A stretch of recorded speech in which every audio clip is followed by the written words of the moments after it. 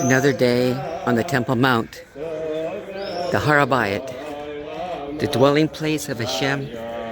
Even now, His light is shining down upon this place in the presence of His people. Here is His resting place. And Hashem gave His words to the prophets to cling to, and we must cling to them. And in those prophets we learn about the redemption of Israel and the gathering of all 12 tribes of Israel. So now we're going to take some gleanings from Jeremiah 31, one of the most profound chapters in the prophets regarding redemption. Hashem says, "At that time, saith Hashem, I will be a God to all the families of Israel, and they shall be my people. And again I will build you, and you shall be built, O Virgin of Israel. For there will be a day that the watchman upon the Mount Ephraim shall cry, Arise, and let us go to Zion, unto Hashem our God. For so says Hashem, Sing with gladness for Jacob, and shout among the chief of the nations. Publish and praise, and say, O Hashem, save your people, the remnant of Israel."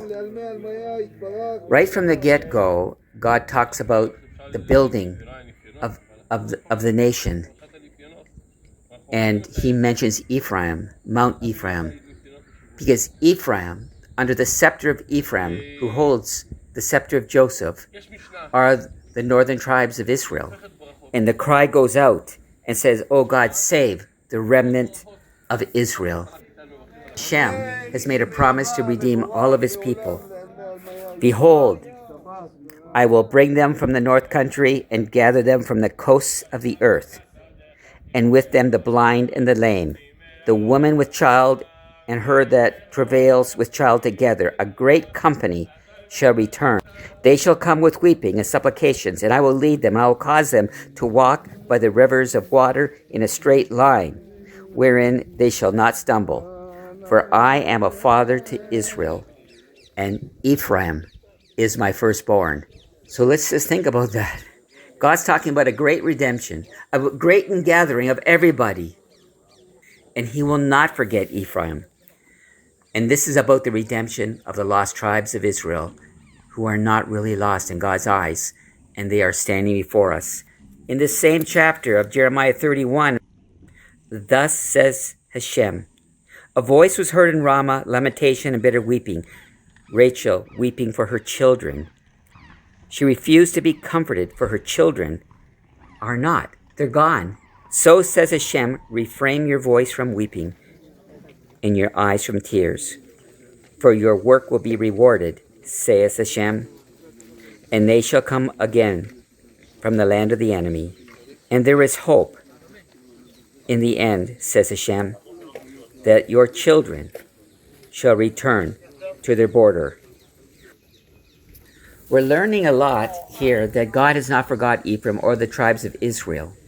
And we've got to imagine in our mind that redemption does not include only the Jewish people, which are from 3 tribes, namely Benjamin, Judah, and part of the Leviim, the Levite tribe. The other part of the Levite tribe actually went into exile with the northern tribes. And we have to look for this great ingathering of people who love God, who see themselves as returning to Israel. And that is before us today.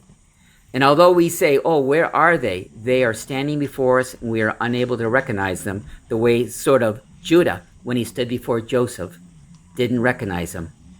But the day is coming when the light of God will shine upon them, and their awakening to their Hebrew identity will be complete.